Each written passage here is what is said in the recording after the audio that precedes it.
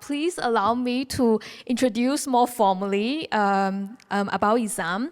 Ezzam Rahman is a multidisciplinary artist known for his interest in the body and the use of common, easily accessible, yet unconventional media in his art practice. Working across sculpture, installation, digital media, and performance, he creates works that are often autobiographical, time-based, and ephemeral, aiming to pique viewer thoughts on the themes of body politics, identity, impermanence, traces, and abjection. Ezzam lectures at LASALLE College of the Arts and Nanyang Academy of Fine Arts, University of the Arts, Singapore. He was awarded a joint winner of the Grand Prize for the President's Young Talents in 2015 and the People's Choice Award by the Singapore Art Museum. In 2016, he received the Goh Chok Tong Youth Promise Award and the Young Artist Award from the National Art Council Singapore. Ezzam won the Most Promising Award for Photography at the Post Awards in 2021. He served as artistic director for the Substation in 2021 and was involved in various prestigious programs, including the National Institute of Education, Visiting Artist Program, and National Art Council, our SG Arts Plan launch events. It's just how great you are. And so I think before we start, I also want to share a little bit about the process. And so when planning for this in-gallery session, my colleague and Cal and I were really thinking, how our programs can really offer different, I think, entry points to appreciate the artworks that are currently on display in our long-term exhibitions, which is Between Declarations and Dreams and Siapa Nama Kamu. So for this session, we invited Ezzam, and after some initial conversation, we had a walk, at the exhibition space, and Ezzam chose to respond to Mella's costume installation. So I thought maybe this can be, the first part where, would you like to share a little bit about why you chose to respond to her work? Testing? Oh, great, okay. When I was invited, there's a lot of artworks in the permanent collection that I would like to respond to, but I wanted to do something performative. And when I saw Mella's work, the first thing that I thought about is definitely the idea of second skin. And it's also in line with her practice. All her works are about the idea of second skin. And one thing that I really like about Mella's work is that what you see in the gallery right now is the sculptures on a hanger, but her works will be activated by a breathing body, and it's definitely a different experience altogether. So I kind of like the idea of what is the importance of the breathing body within an artwork, or how artists activate their works with breathing bodies. That kind of triggered me. Yeah, which we think that's why the proposal was just so compelling and refreshing with us. So some of you have been to the exhibition. So actually for Jaarsma's work, it actually always accompanied with photographs, and to highlight the presence of body. It's currently not on display because of conservation reasons. And going back to, the presence of body, there's something that for Mella's exhibition, whenever she exhibit costume installation, she will either accompany the costume installation with images or with videos. And for her, this is to highlight, in a way, the presence of body and how the costume constrain also the body, depending on the shape, it may limit your certain movements.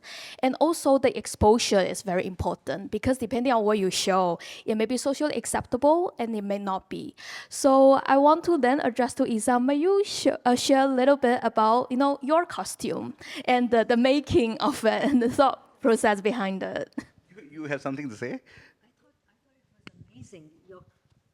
I loved your costume. Oh, thank you. And I loved the use of black and white and all those fingers, right? That is such a common motif, I don't know what you call it, in her work. Because I think it's also, the eyes and fingers seem to be pretty ubiquitous in a lot of Indonesian artists' work. And I've been trying to figure out why. So maybe you can enlighten.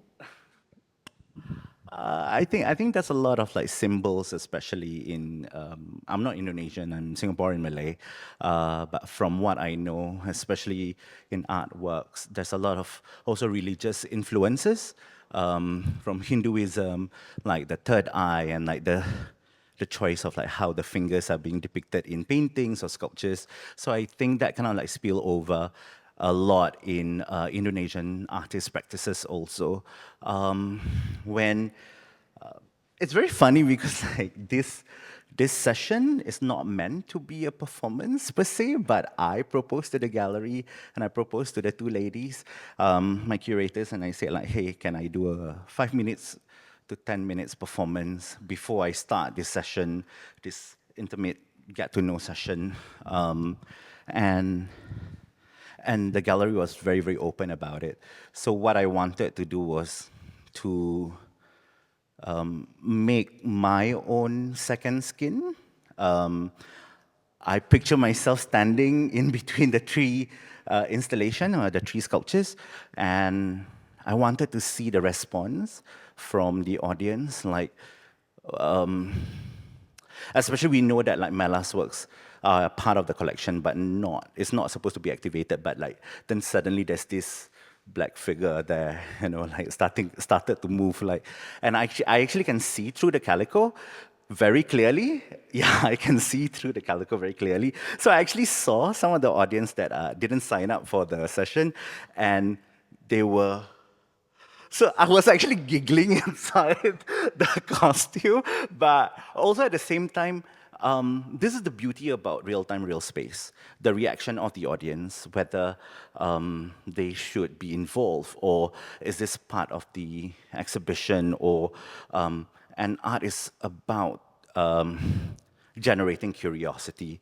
So again, taking reference from Mella's work, I decided to use gloves. So it is a, food safety gloves. So yes, so they are not surgical gloves. So you can buy it online, and I just wanted a lot of hands or a lot of like fingers, because one of the sculpture, say Goreng Kamu or something like that, like there's a lot of like the fiberglass fingers. Yeah, so that kind of like spoke a lot to me, because a lot of my works deal with the idea of the body. So and especially about my body.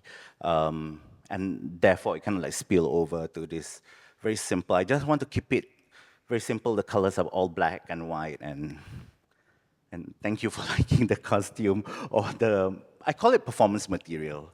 Yeah, thank you, thank you. I wonder if there's anyone want to also have any comments and want to share about your experience on the performance.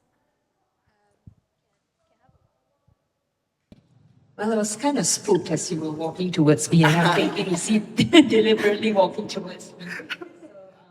Yeah, I'm not sure if that was the reaction you were hoping to get, or I think the beauty about like performative work is again the audience reaction, and also how my body reacts to the space, and also the audience. But even though that I can see through the calico, but I still cannot see your facial expressions. So again, like, I'm just wondering, like, everyone's faces. Yeah, I didn't want to spook anyone. That wasn't my intention. But of course, it was also quite nice to see, like, oh, a sculpture coming to life. And then, yeah, how does one react to that? Yeah. Any else want to share before I ask another question to Ezzam? Since we're talking about the performance, and there are kind of two parts where you are inside the gallery and you move out. I'm just very intrigued by the stillness sometimes, and you've decided to shake very violently, decide to all of a sudden drop, and then the stillness. May you also share a little bit about the pace of the performance as well? I think for me, in terms of, I've done performance for almost 2 decades of my life. My body is my material. I have to take care of my body. As I age, I realize I can't catch my breath so much now. And it's just a very short performance, but vigorous actions or gestures really take a toll of my body, especially the way I breathe now. It's not helping that like I'm a heavy smoker too, so yeah. but that's my only drug. But anyways, but what I mean is just that I think pacing is very important in a performance piece. It also, even though that like is unscripted, to be very honest, I was very, very nervous for this morning's presentation, because I do not want to overdo it. I do not want to have like too much materials. I know that like the so-called costume, or like the piece of cloth with all the gloves, it's already visual enough for the audience. But how can I move with this object? And I think pacing also plays an important part in performativity, because if I start at a high and then I kind of like wind down, then that's the end of the performance too.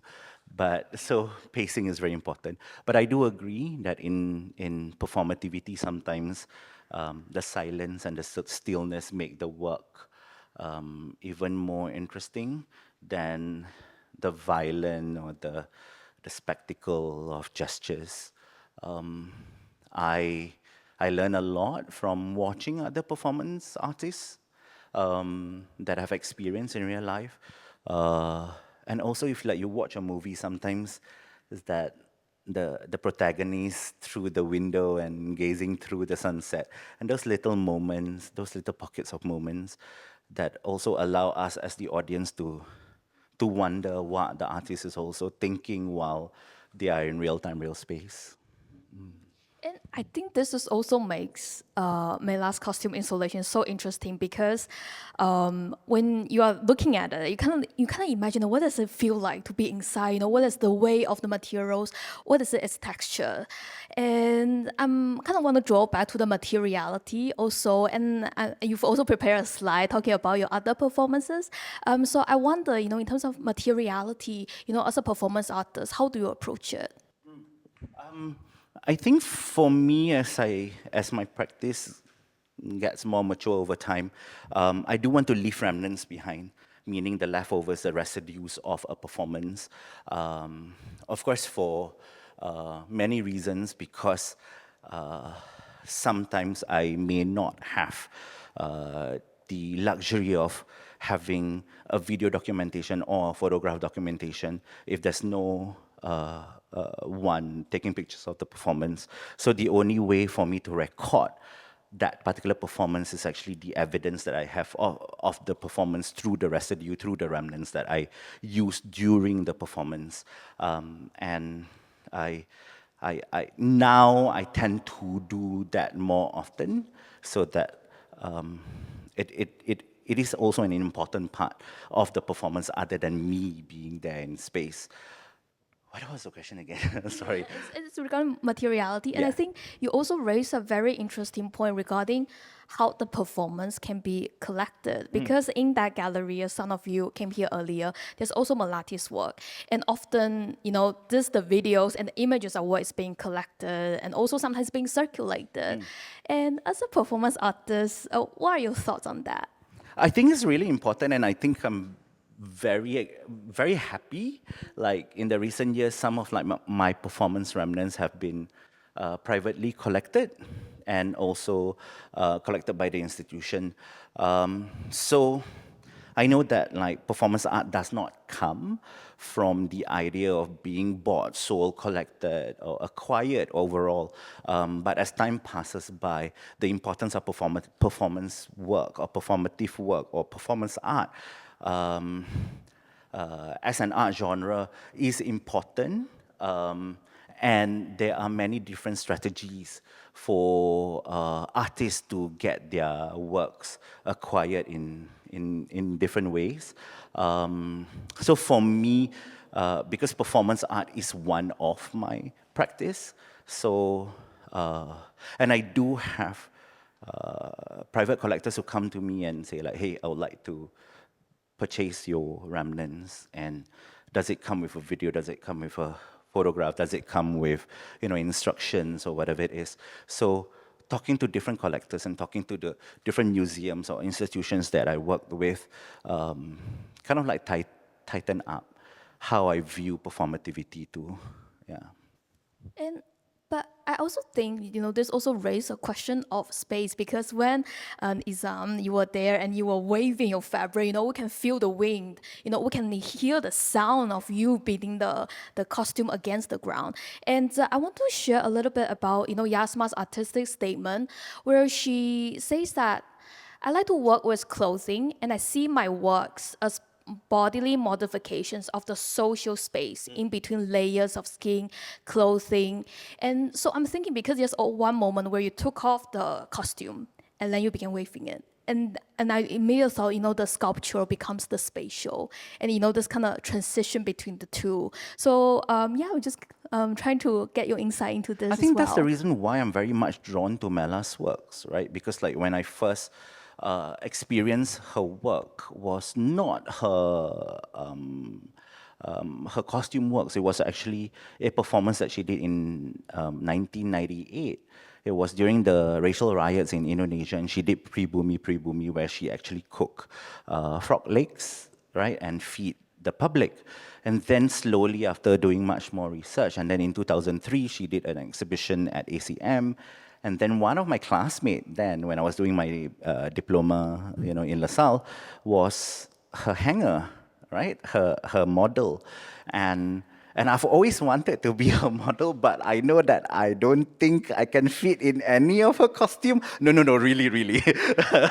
I will break all her costumes, So physically, there are also, and I think like that's the beauty about her works also, right? Because like certain costume that she made, feed certain body archetypes too. And I'm not saying that like she does not have bigger costumes. Yes, over time I've seen bigger hangers, right? Bigger bodies that activated her sculptures. And again, her works, especially her she called it second skin, right? This idea of the second skin made me also realize how important it is as a performance artist that I need to consider every single part of my body, how it's covered, what is being exposed, how much exposure my body, my skin for the audience, or what should be hidden, and like little pockets of her work, exposes like her feet, the eyes, the mouth, the hands, and those little pockets of skin allow us, the audience, to discover the mysteriousness of her works and the meaning of her works. And I think it's also important as a performance artist to consider all this aspect of like how much is too much, how much is enough, or what is not enough in a performance piece.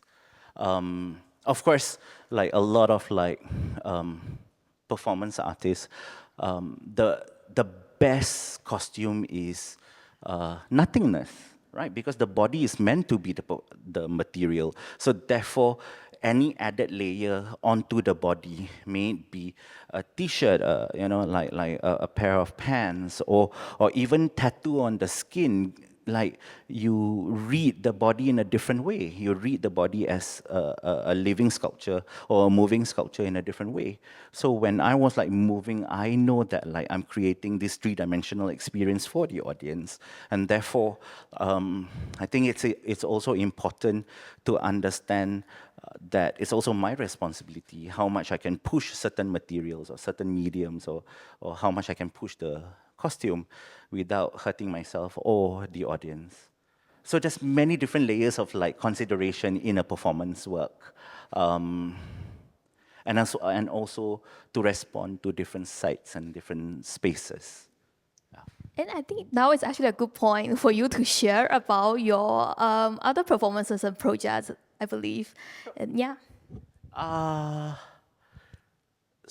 So I'm gonna show you some of like the works that I've done over the years, or at least the past decade. I think it's important for me, especially when I use my body, I need to move, right? So I do not like to have something that is restricting.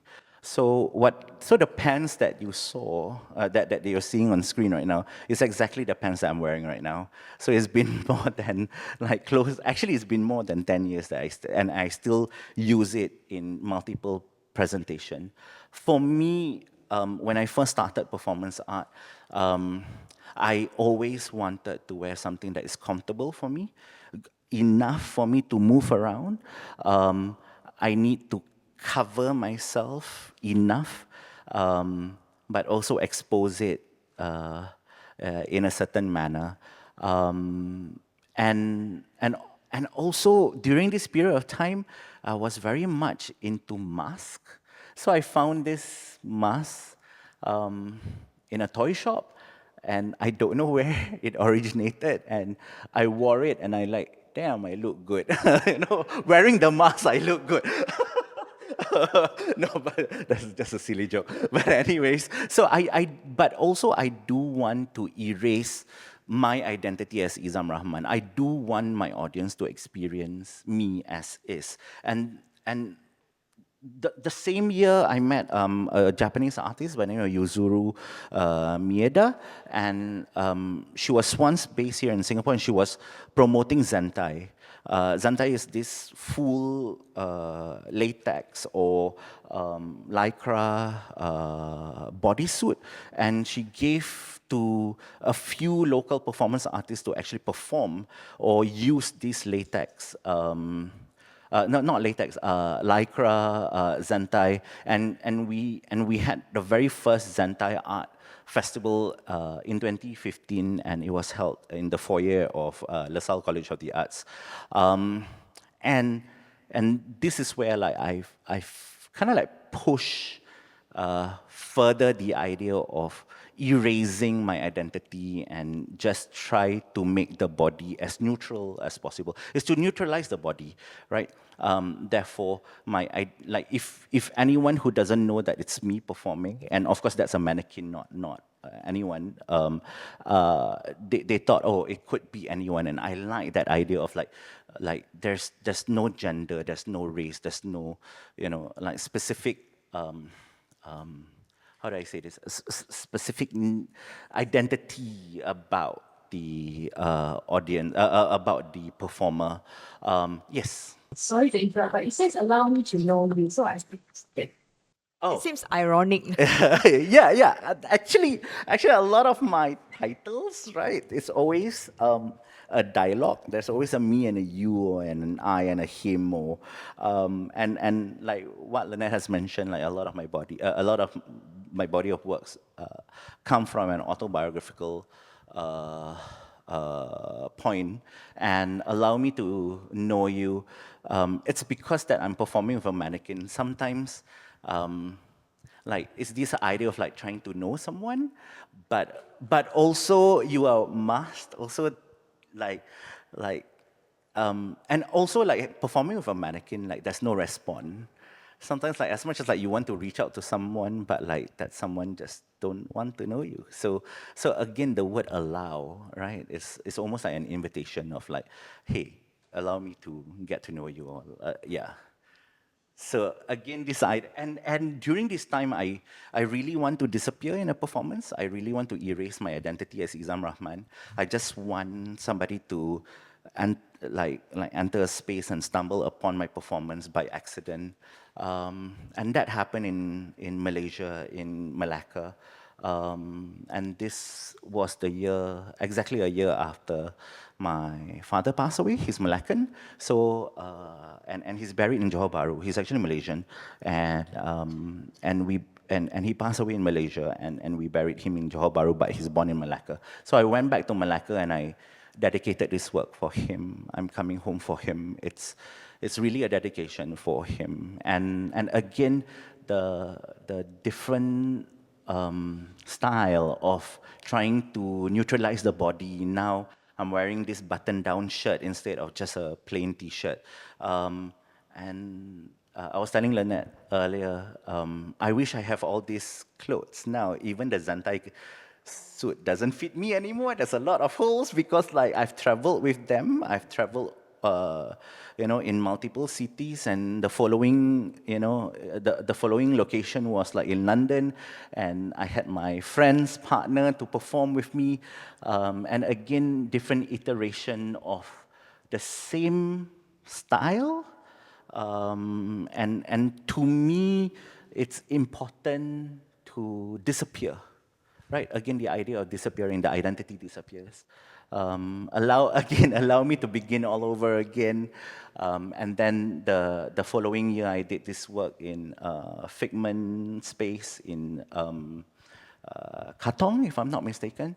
I'm still waiting for him here, where I actually floated in an indoor pond for an hour and a half, and I was shivering at the end of the day. So, yeah, because I'm already wearing like double layer with the Zantai suit, and then like this oversized, and I'm wearing my mask, and like there were times that the water was sipping, and I was like trying to breathe and keeping myself afloat for an hour and a half, and it's inspired by a painting, Ophelia, right? And therefore, like I made all these, like plastic flowers that were also floating within the pond, and this was slowly this costume disappears. Again, the overuse of performance garment. I call it performance garment more than costume.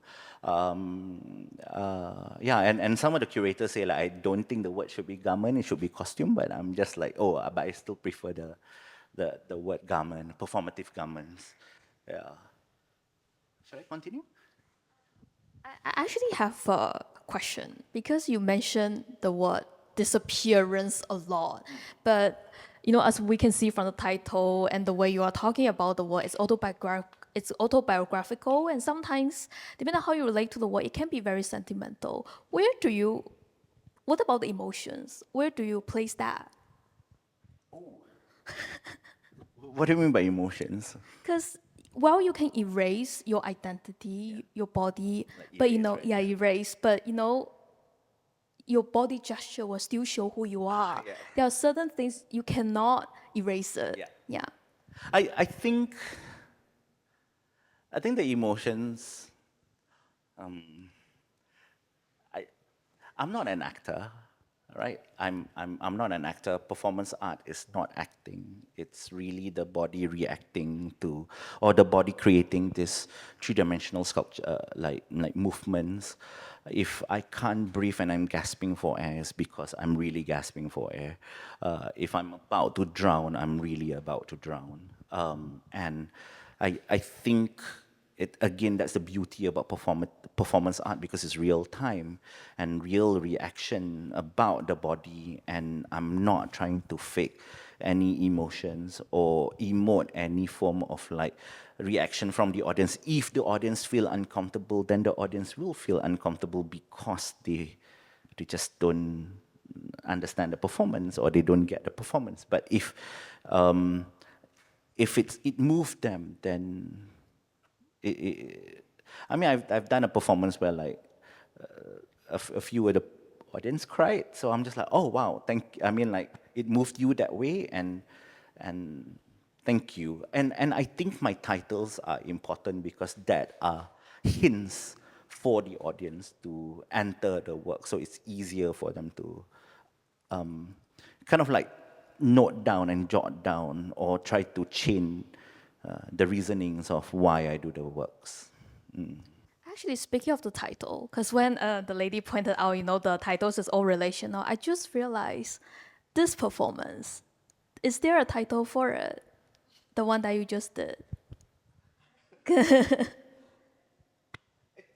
Again, the idea of divulging, right? To make known, to resurface, or to inform, or to make it important.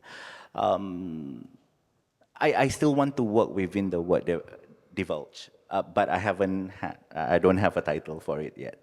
Sometimes I think of a title and then I make a performance, but sometimes I will, but like for this, I think I will title it later.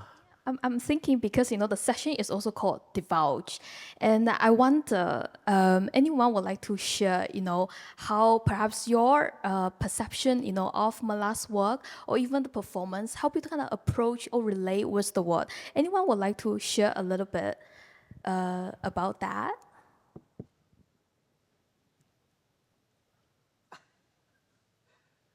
See, Yes, she's gonna say something. okay, it's okay. It's okay. Thank you.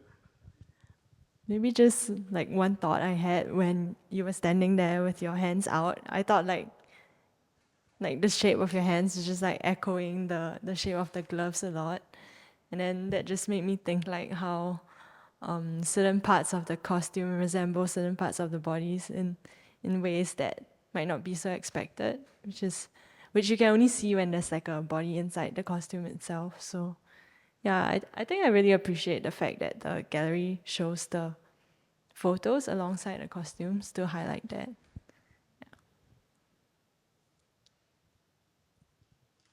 Yeah.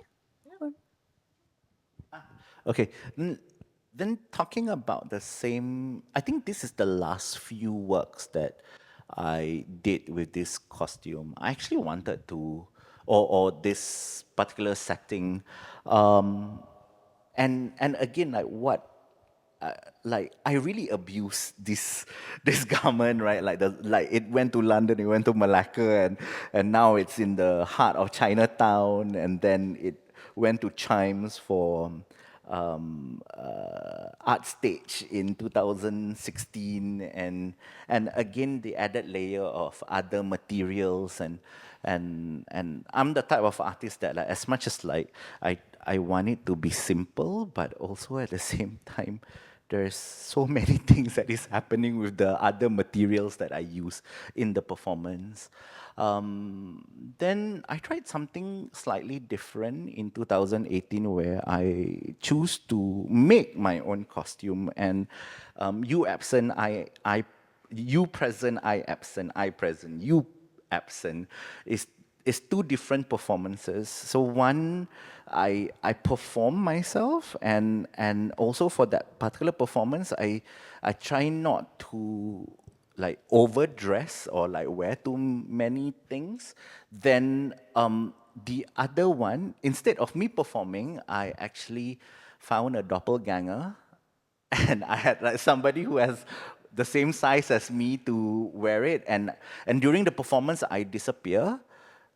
Again, like I mean, like it's not that I disappear. I went to hide, and I was like hiding away from the exhibition. So people like the audience who came for the performance thought that was me. Then suddenly I like, hi, and I'm here, and they were like wondering who's performing there, and this is also the beginning of like me working with other bodies of the same body type, and I have like a few doppelgangers who perform on behalf of me, and also again erasing like the Ezzam Rahman and having these bodies to perform for me on behalf. And I don't give them a script, I just give them a set of instructions, and I say like, okay, this is what you need to do.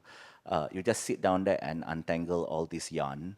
So he was like sitting there for an hour trying to untangle a ball of yarn that is mixed with black and different types of yarn. And some of the audience came to help him, but obviously it didn't. I mean, like it didn't fully unravel. Yeah. What about the image? Oh, it was painted, so I painted that.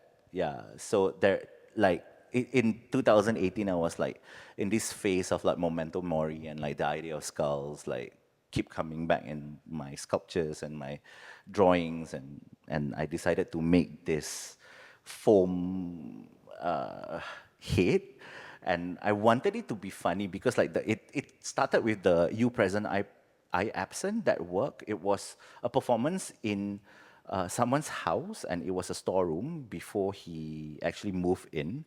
And I wanted to play with this idea of like skeletons in our closet. So, so that's why the idea of skeletons. And then when the following exhibition, I said, okay, I still have this, and it's all hand sewn. So It's actually made out of like a baby's mattress. So it's as big as this. So I just fold it into two and I cut it and I like hand sew everything. Yeah, the stitchings were really bad. But sadly, it didn't. Again, like this, even this head costume, this foam costume, it doesn't exist anymore because, like, again, I abuse them and then like they get tattered and torn, and I just choose not to keep them. And slowly, I move away from the obvious of like hiding myself to using body paint as a choice of again neutralizing my skin. I just so the work that I did in Iran, and this is also where I started to actually make my costume, kind of like design my own performance garment, so that like I can even move further. So I don't use any generic pants or t-shirt. So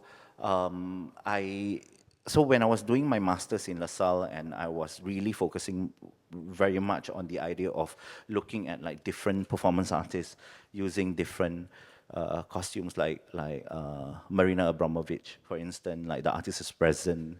She did 3 different months, and 3 different months, 3 different colors, right? She started with red and then white, and she ended with blue, if I'm not mistaken, or like red, blue and white, if I'm not mistaken, for 3 months, right, in MoMA, and it's this black, I mean this long robe, right, and it became an iconic look. So I wanted to have that signature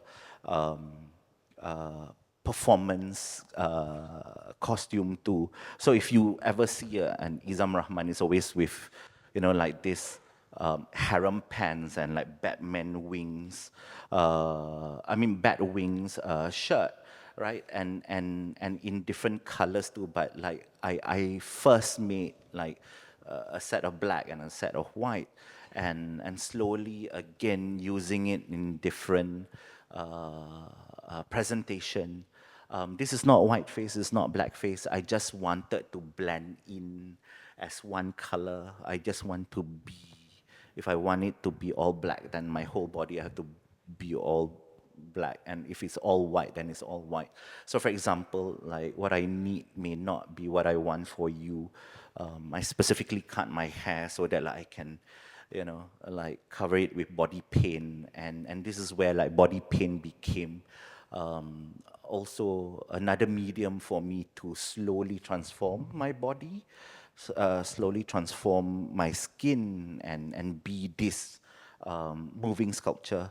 But of course, this is my iconic.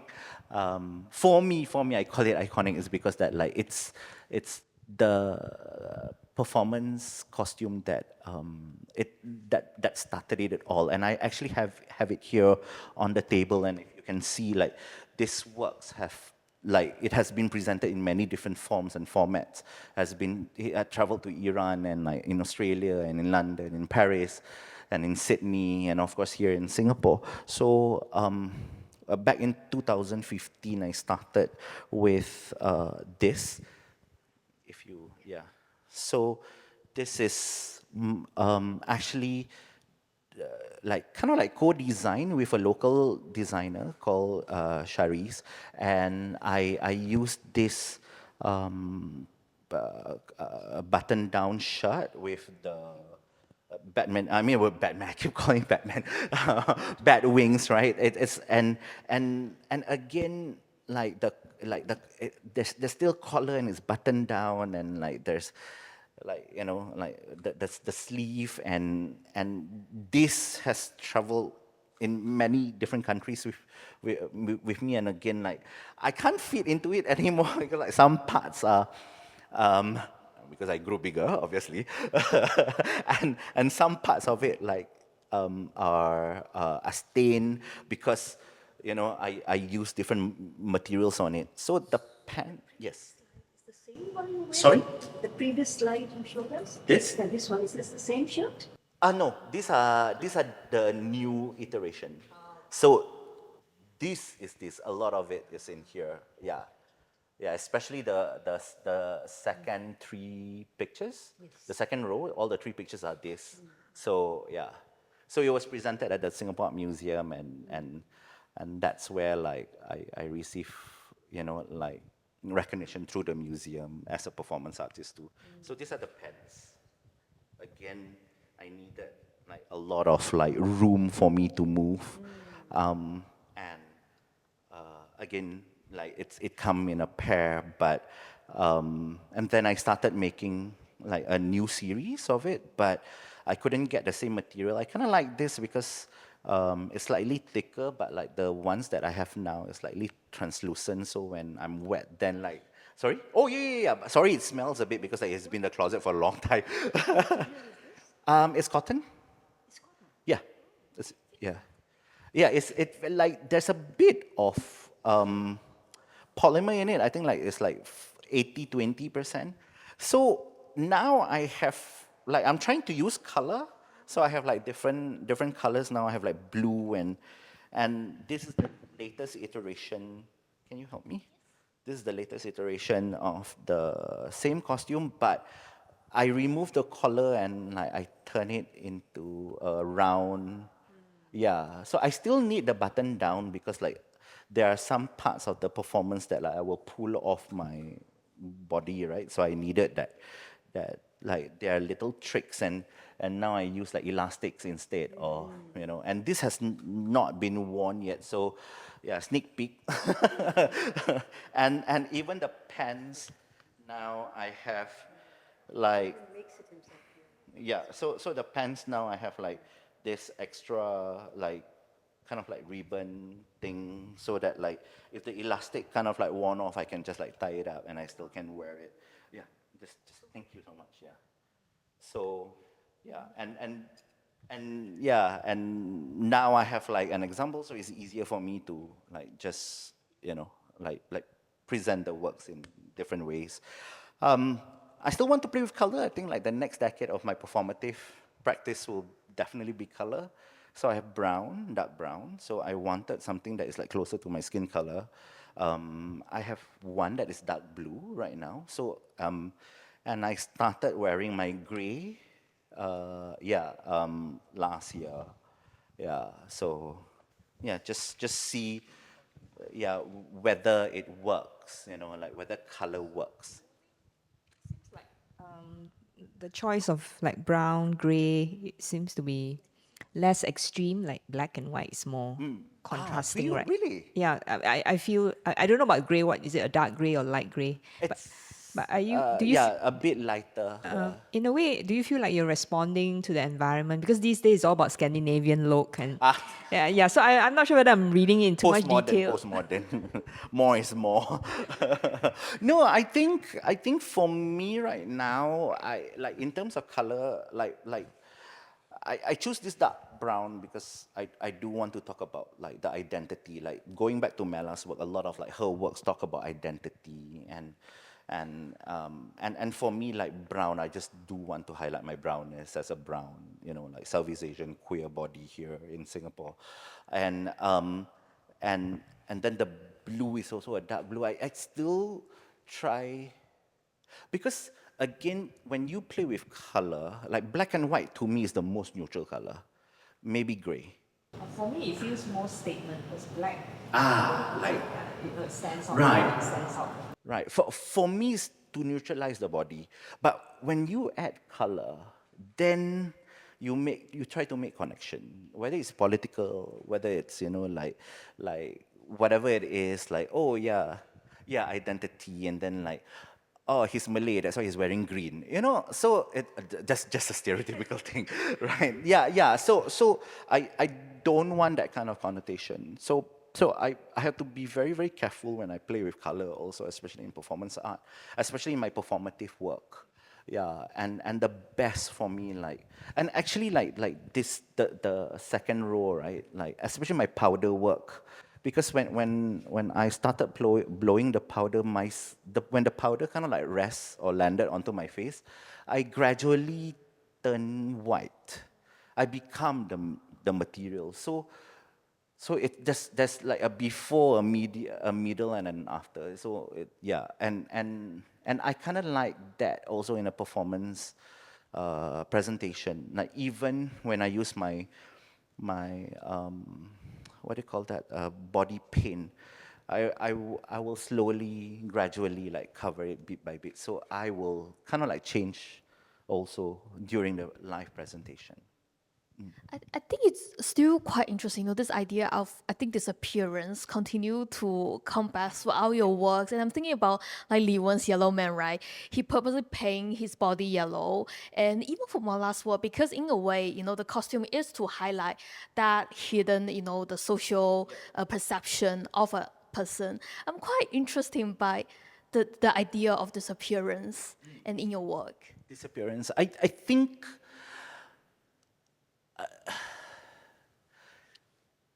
for me, maybe because I'm formally trained as a sculptor, right? So I always think of like, okay, yes, I'm performing, but I'm sculpting in real time, right, in space. So my body became the sculpture. It's very Gilbert and George. They call themselves the, like the singing sculpture or like the live sculptures. And yeah, going back to like lately Wen's work, like when he was traveling around Europe, he received a lot of like racial slurs, calling him Chinaman and things like that, and therefore like he uses yellow to highlight the yellowness in his works, right? And similar to Mella, also a lot of like social and political points, like entry points in her work that is represented. Like for me, I think that's why I say and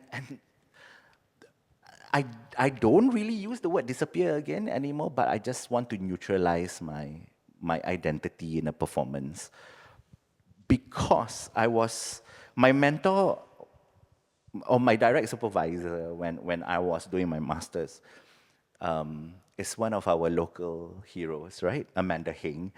And she said, Ezzam, you can never disappear. You are so big.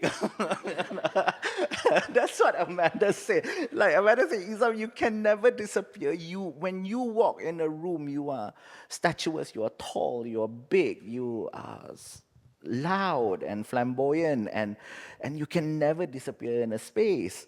And she said, why disappear? Highlight that and show that and be that person, right? And take notice and reclaim your space. And I'm just like, yeah, why do I want to disappear so much?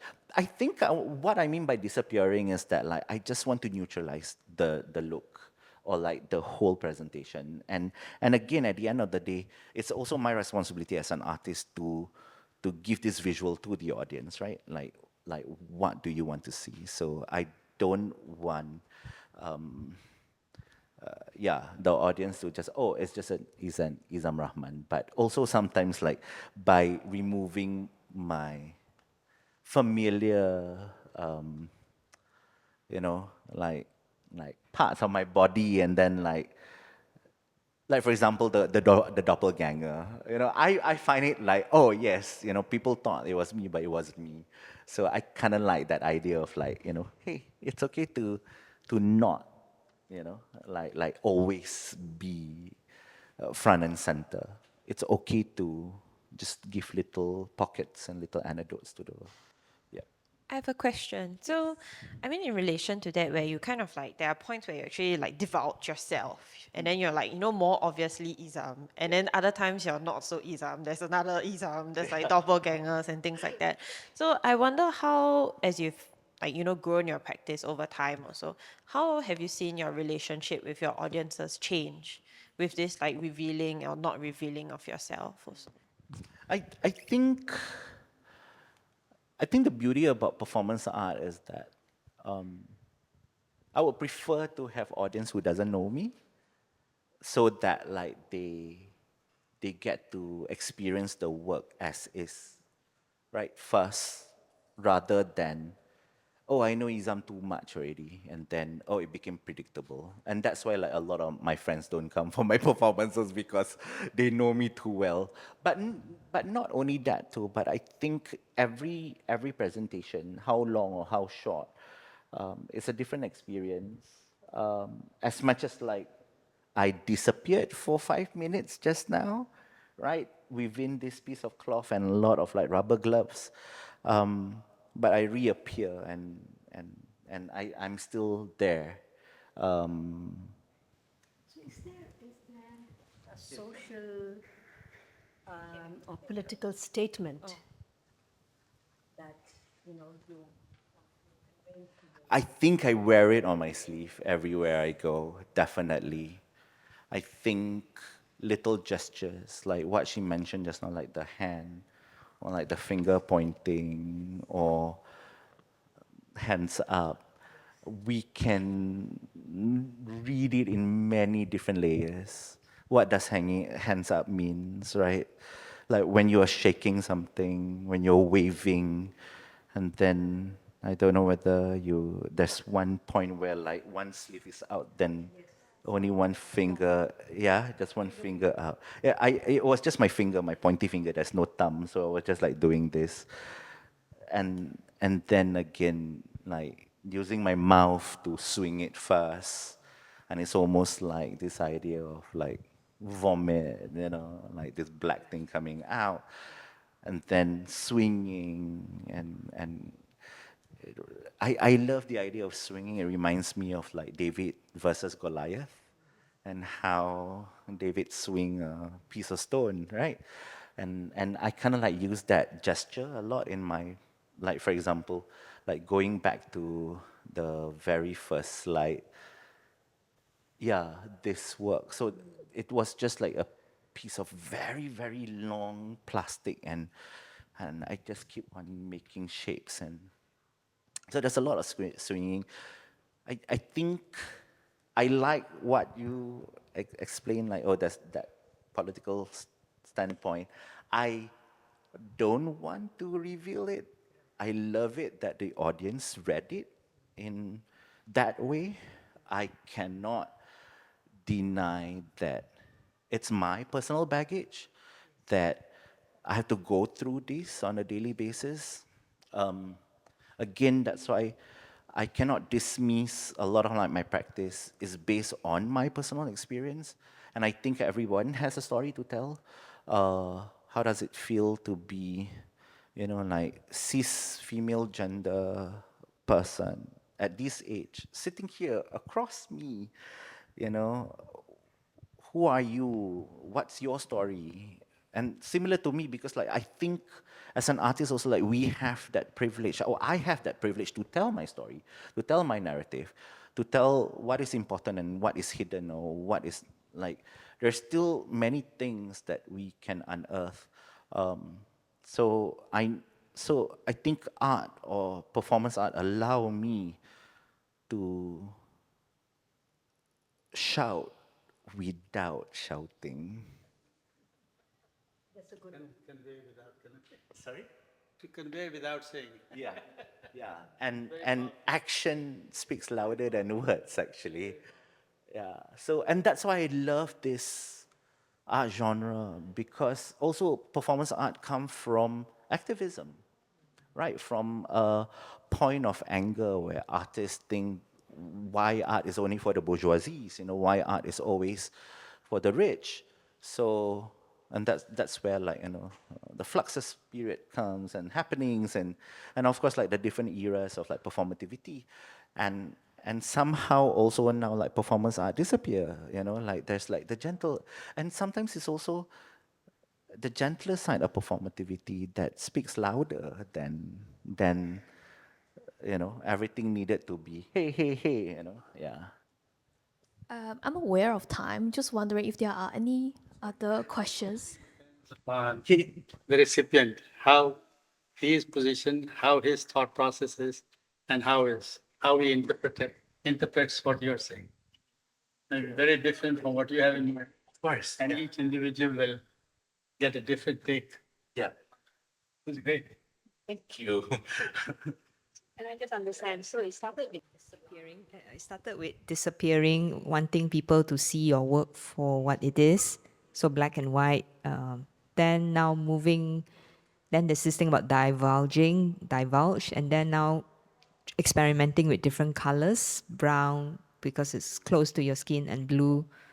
So I'm just, I guess, in my head thinking, is that your evolution as an artist, trying out different things, but maybe accepting that identity is part of your performance too. It can be potentially, yeah, just different ideas playing in my head. I think as artists, we are constantly thinking, we are constantly learning, we are constantly experimenting.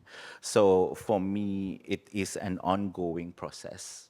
And as much as like, like the presentation have, have different iteration and it come in different light, it has presented in many different lives, right?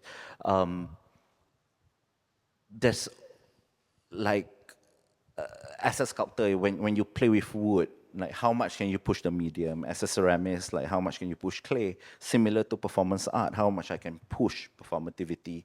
Like the next decade of my life, and this is where like I'm trying color, and how can color still be neutral? Like without its representations being too obvious, and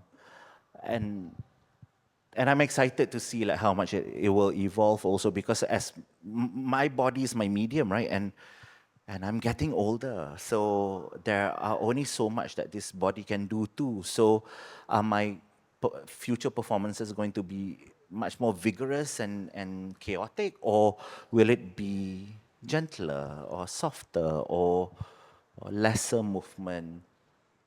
I don't know. So it really depends on where and how and